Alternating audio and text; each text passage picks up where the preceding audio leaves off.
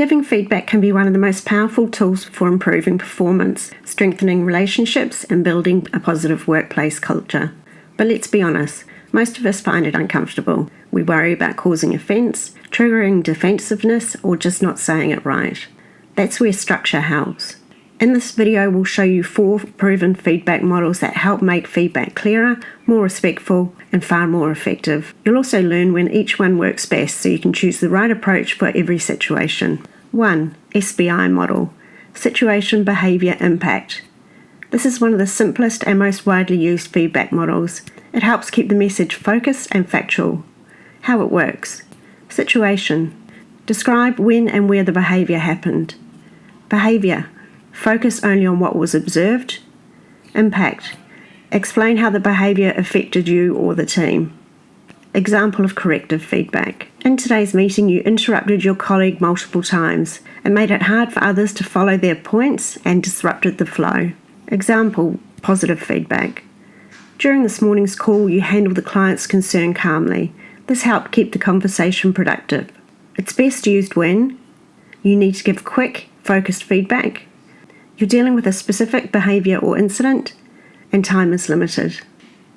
2. Boost model. Balance, observed, objective, specific, timely.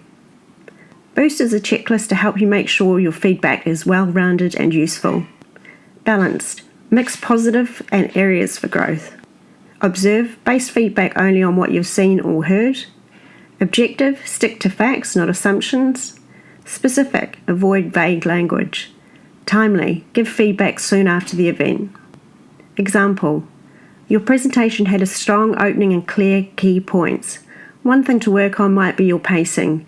You went a bit over time. Try timing your slides next time for smoother delivery. Best used when you want a comprehensive and fair review. Giving feedback in a development or training setting.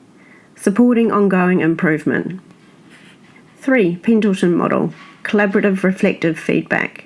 The Pendleton Model is often used in coaching, mentoring, and peer reviews. It encourages dialogue and self-assessment. How it works. 1. Ask the person what they think went well. 2. You share what you think went well. 3. Ask what they think could be improved. 4. You share your suggestions for improvement.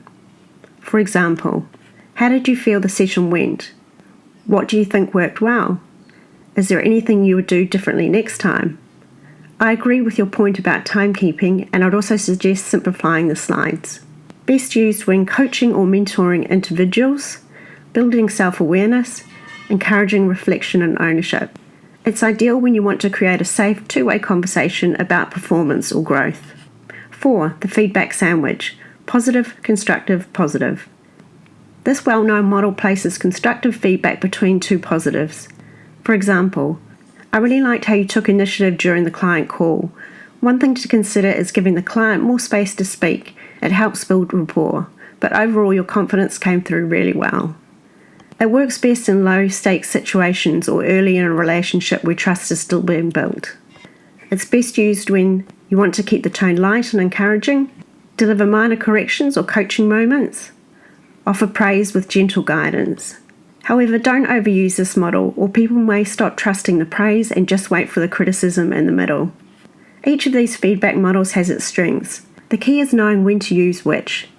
SBI, when you need fast, factual, behaviour-based feedback. Boost, when you want balanced, high-quality feedback. Pendleton, when coaching, mentoring, or developing reflective practice. Sandwich, when offering low-stakes feedback in a light tone. Choose the model that fits the moment, and remember, good feedback is always respectful, clear, and focused on growth.